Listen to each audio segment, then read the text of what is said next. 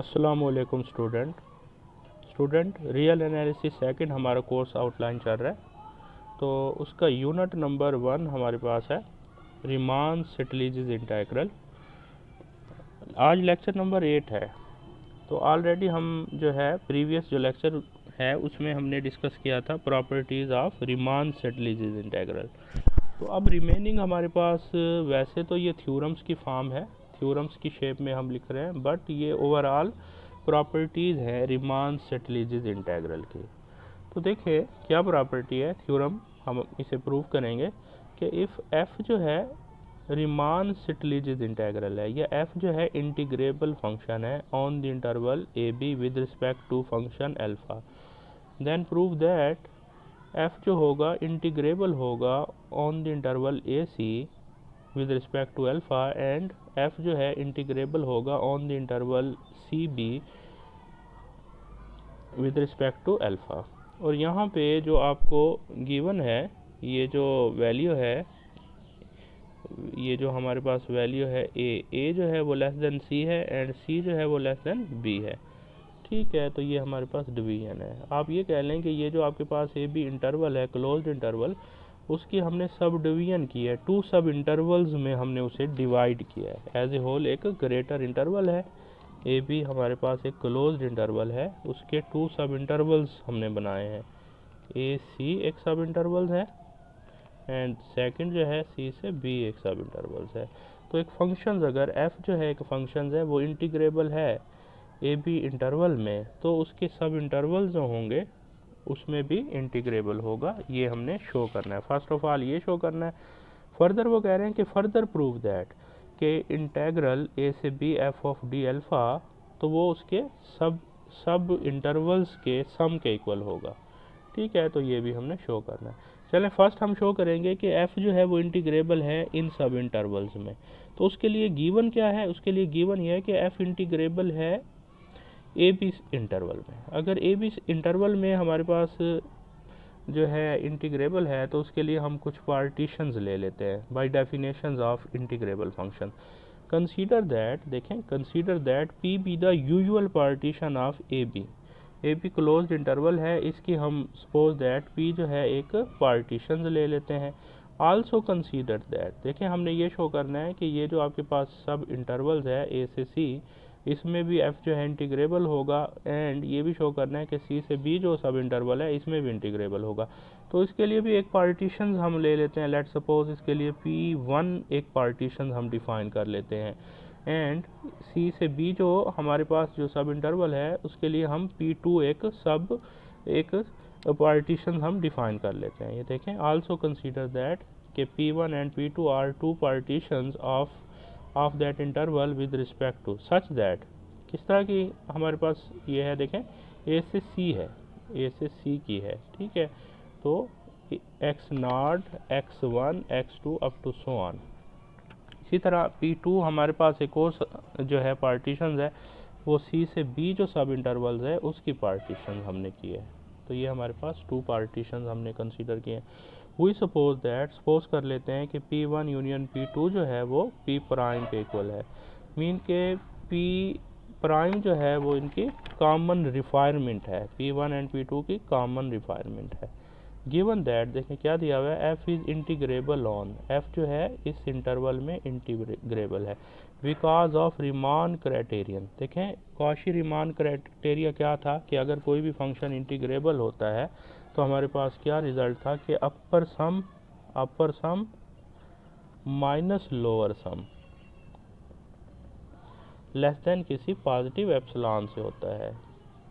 ये कंडीशन हम यूज़ करेंगे बिकॉज एफ जो है इस क्लोज्ड इंटरवल में इंटीग्रेबल है, तो मस्ट है कोई हमें पॉजिटिव क्या मिल जाएगा, एप्सिलॉन मिल जाएगा। सच दैट कौन सी कंडीशन सेटिस्फाई हो जाएगी, ये देखें ये कंडीशन सेटिस्फाई हो जाएगी बिकॉज एफ जो है इंटीग्रेबल है।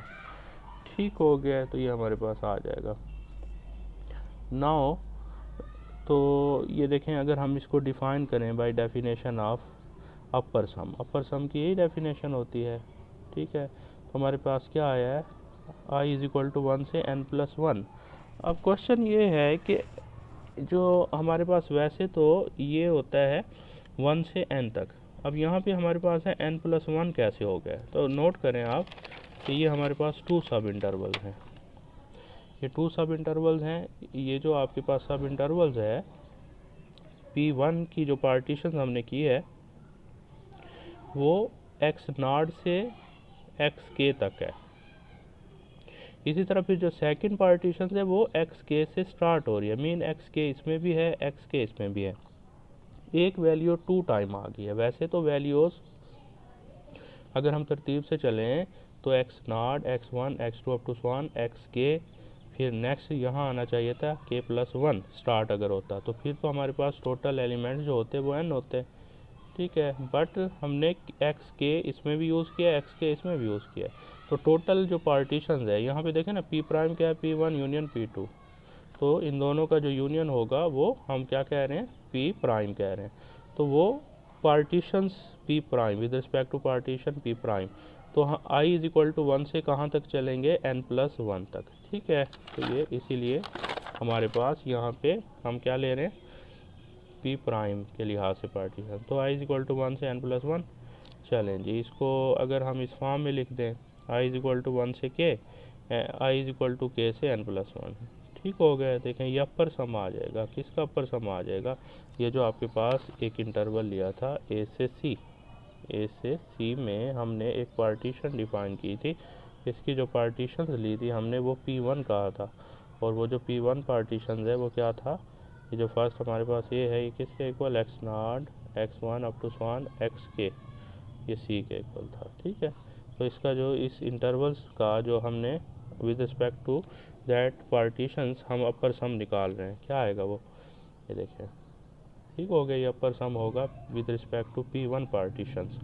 इसी तरह ये कहाँ से स्टार्ट है, ठीक है, तो इसका मीनिंग क्या होगा कि नेक्स्ट हमारे पास इंटरवल होगा c से b, तो इसकी जो पार्टीशन हम बनाएंगे, ये इसकी पार्टीशन, ये जो सम होगा किसके इक्वल होगा, with respect to partition p2, ठीक हो गया। तो ये हमारे पास रिज़ल्ट आ गया है, क्या रिज़ल्ट आया है कि u p prime f alpha किसके इक्वल आया है।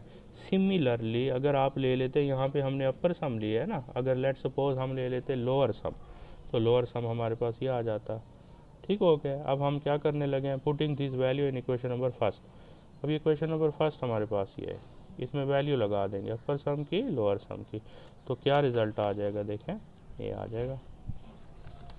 ये हमने रीअरेंज करके भी लिख दिया है, वैसे तो फर्स्ट हम ये रिप्लेस करते फिर ये दोनों माइनस की होती, तो हमने क्या किया है, ये प्लस है तो इसके साथ इसको अटैच करके लिख दिया, इसके साथ इसको, तो ये आ जाएगा, देखें ठीक हो गया।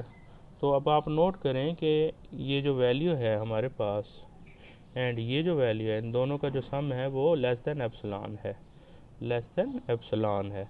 तो ये हर एक ईच वैल्यू भी लेस देन एप्सिलॉन होगी, देखें ये वैल्यू भी लेस देन एप्सिलॉन होगी, ये वाली वैल्यू भी लेस देन एप्सिलॉन होगी। तो ये कंडीशंस किसकी सेटिस्फाई हो रही है, कॉशी-रीमान क्राइटेरियन जो है वो सेटिस्फाई हो रहा है। तो ये जो फंक्शंस है f with respect to partition p1 क्या है हमारे पास, इंटीग्रेबल है, देखें f जो है इंटीग्रेबल है ऑन द, ये जो पार्टीशन p1 थी वो इस इंटरवल में हमने डिफाइन की थी। इसी तरह f जो है इंटीग्रेबल है, किसमें इंटीग्रेबल है, c से b में। ये p2 जो पार्टीशन हमने डिफाइन की थी वो इसमें डिफाइन की थी।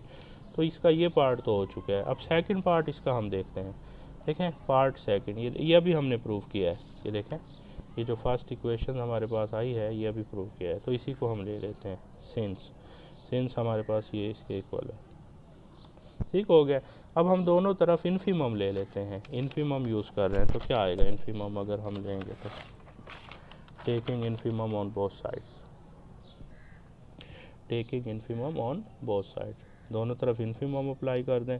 तो सुप्रीमम की आप इन्फीमम लेते हैं तो वो किस में कन्वर्ट हो जाता है, अपर सम की जब इन्फीमम ली जाती है तो वो अपर इंटेग्रल हमारे पास आएगा। इसी तरह अपर सम की जो इन्फीमम लेंगे वो कन्वर्ट हो जाएगा अपर सम में, ठीक है, सेम टू सेम हमारे पास ये आ जाएगा। बट आल्सो देखें, but as already proved F is integrable on, हमने ये प्रूव किया है कि एफ जो है, ये तो ऑलरेडी दिया हुआ था कि एफ इस इंटरवल में इंटीग्रेबल है, और ये हमने प्रूव किया था ए से सी इंटरवल है एंड सी से बी, इन दोनों सब इंटरवल्स में भी एफ जो है वो इंटीग्रेबल होगा। ठीक हो गया, तो इंटीग्रेबल है तो ये साइन जो है हमारे पास ये ख़त्म हो जाएगा ना, डायरेक्ट हम इस फॉर्म में लिख देंगे। और यही हमने क्या करना था, प्रूव करना था। ये फर्स्ट थ्योरम हो गया हमारा। इसी तरह फिर नेक्स्ट प्रॉपर्टी है, देखें नेक्स्ट प्रॉपर्टी क्या है कि इफ़ एफ जो है वो इंटीग्रेबल है on the closed interval A B with respect to function alpha, and F of X जो है वो उसकी जो एब्सोल्यूट वैल्यू है वो लेस देन इक्वल है किसी m से। आप दूसरे लफ्ज़ों में ये कह लें कि एफ ऑफ एक्स जो है एक बाउंडेड फंक्शन है, ठीक है, एक बाउंडेड फंक्शन है। देन प्रूव ये करें कि ये जो इंटीग्रेबल फंक्शन होगा ए से B F D alpha must है ये भी जो है हमारे पास बाउंडेड फंक्शंस होगा, और इस वैल्यू से क्या होगा, लेस होगा। ये शो करना है। ये गिवन है कि इंटीग्रेबल फंक्शंस हमारे पास अगर कोई फंक्शन है जो बाउंडेड है तो उसका जो इंटीग्रेबल फंक्शंस होता है वो भी मस्ट बी बाउंडेड, उसका जो इंटेग्रल होता है वो भी बाउंडेड होता है। बाउंडेड फंक्शंस का इंटेग्रल भी ऑलवेज बाउंडेड होता है, ठीक है। तो ये हमने शो करना है कि मस्ट फर्स्ट ये है कि इंटीग्रेबल होना चाहिए, एक ऐसा फंक्शन जो इंटीग्रेबल है और जो बाउंडेड है, तो मस्ट है उसका जो इंटेग्रल होगा वो भी क्या होगा, बाउंडेड होगा। ये हमने शो करना है। चलिए डेफिनेशन क्या है, we know that by definition of upper integral. Upper integral की ये डेफिनेशन होती है इन्फिमम ऑफ अपर सम। ठीक हो गया, तो ये गिवन है। देखें since F is integrable, F जो है इंटीग्रेबल है, अगर एफ इंटीग्रेबल है तो ये सेम टू सेम हमारे पास आ जाएगा, ये जो साइन है ये कैंसिल हो जाएगा ना, ये आ जाएगा। तो अब देखें अगर हम यहाँ से इन्फिमम को रिमूव करते हैं, तो इन्फिमम को अगर रिमूव करते हैं तो ये साइड ग्रेटर हो जाएगी, ठीक है, लेस देन इक्वल, ये लेस देन इक्वल हो जाएगा हमारे पास। इसी तरह नेक्स्ट क्या आ रहा है, ये किसके इक्वल है, ये किसके इक्वल होता है, इसका सम के फॉर्म में लिख लें, ये आ जाएगा summation i is equal to 1 से n M i delta alpha i. दोनों तरफ एब्सोल्यूट वैल्यू हमने यूज़ की है। ठीक हो गया, ये इस इक्वेशन नंबर फर्स्ट हम कह देते हैं, ये इक्वेशन नंबर फर्स्ट आ गया। गिवन दैट कि एफ ऑफ एक्स जो है, एफ ऑफ एक्स की जो एब्सोल्यूट वैल्यू है वो लेस देन इक्वल है m से फॉर ऑल एक्स के लिए ऐसा है। मीन के एफ ऑफ एक्स जो है एक बाउंडेड फंक्शन है, किसी भी डोमेन में एफ ऑफ एक्स एक बाउंडेड फंक्शन है। अगर एफ ऑफ एक्स एक बाउंडेड फंक्शन है फॉर ऑल एक्स में, तो यहाँ पे आप कोई भी वैल्यू रिप्लेस करेंगे रिजल्ट ऑलवेज m से लेस मिलेगा। तो एफ ऑफ एक्स की जो सुप्रीमम है वो भी कोई वैल्यू है, एफ ऑफ एक्स फंक्शन की जो आपके पास सुप्रीमम है वो भी कोई वैल्यू होती है। तो ऑल वैल्यूज़ m से लेस हैं तो सुप्रीमम भी इससे क्या होगी, लेस होगी। ठीक हो गया, देखें अब हमारे पास क्या आ रहा है, ये अगेन इक्वेशन नंबर फर्स्ट को हम ले रहे हैं। तो m तो आपको पता है कांस्टेंट है, m को अगर आप एब्सोल्यूट वैल्यू से बाहर लेंगे कोई इफेक्ट नहीं होगा। एंड ये हमारे पास, इसको एक्सपेंड कर ले, summation i is equal to 1 से n डेल्टा अल्फा, इसको अगर आप एक्सपेंड करेंगे तो ये इस फॉर्म में आ जाएगा हमारे पास। ये देखें delta alpha 1 plus delta alpha 2 plus up to so on. Delta alpha 1 का क्या मीनिंग होता है, डेल्टा अल्फा 1 का मीनिंग होता है, डेल्टा अल्फा 1 का मीनिंग होता है हमारे पास alpha x1 minus alpha x naught, ये इसका मीनिंग होता है। इसी तरह डेल्टा अल्फ़ा 2 का क्या मीनिंग होगा, alpha x2 minus alpha x1 अब टू सो रीअरेंज करते हैं इनको, इसकी वैल्यू लिखते जाएंगे ना। जब आप इसकी वैल्यू रिप्लेस करेंगे तो आप देखेंगे x1 से x1 कैंसिल हो जाएगा। सिमिलरली x2 से जो नेक्स्ट आएगा वो x2 कैंसिल हो जाएगा, फॉर ऑल वैल्यूज़ कैंसिल हो जाएंगे। ओनली हमारे पास रह जाएगा alpha xn and alpha x not. तो ये रह गया। आपको पता है एक्स एन किसके इक्वल है, जो हम पार्टीशंस करते हैं तो वो बी के इक्वल होता है, एक्स नॉट किसके इक्वल है, 1 है। तो यही हमने क्या करना था, प्रूफ करना था। तो ये हमारा रिज़ल्ट आ जाएगा। ठीक हो गया।